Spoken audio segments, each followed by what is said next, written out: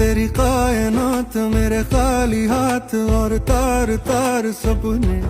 को देखने के बाद आपको ये तो समझ में आ गया होगा कि आज हम बात करने वाले हैं एनक्रोचमेंट यानी अतिक्रमण भी बोल सकते हैं या फिर वायलेशन भी आप बोल सकते हैं। इसका मतलब क्या है? सिंपल सा बात है, ऐसे समझ लीजिएगा कि जबरदस्ती या फिर किसी पर डायरेक्टली धावा बोल देना, अटैक कर देना, हटा देना, यही होता है इसका मतलब। लेकिन आखिर ये क्यों किया जाता है?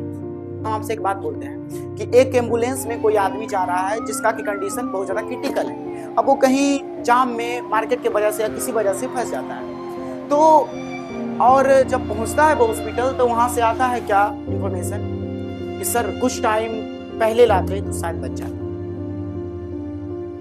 ये दोष किसका है?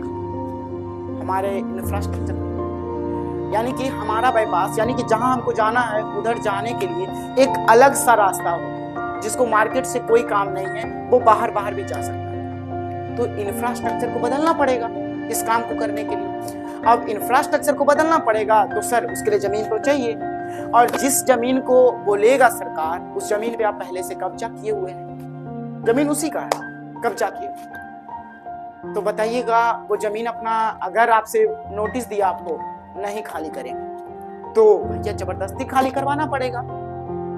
वही है, बुलडोजर चल रहा है। लेकिन ये बात कभी सोचे हैं कि ये काम किसके लिए हो रहा है सर?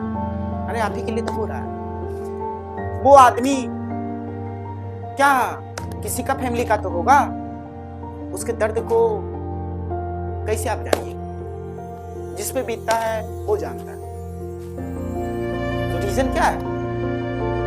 वो कंडीशन को समझना होगा। तो उसके लिए तो खैर आपको जो भी जमीन उसको नीड होगा वो देना ही पड़ेगा। हो सकता है इस चीज में कुछ आपका भी जमीन जाए, लेकिन सर कुछ पाने के लिए कुछ खोना भी पड़ता है, थोड़ा सा तो खोना पड़ेगा।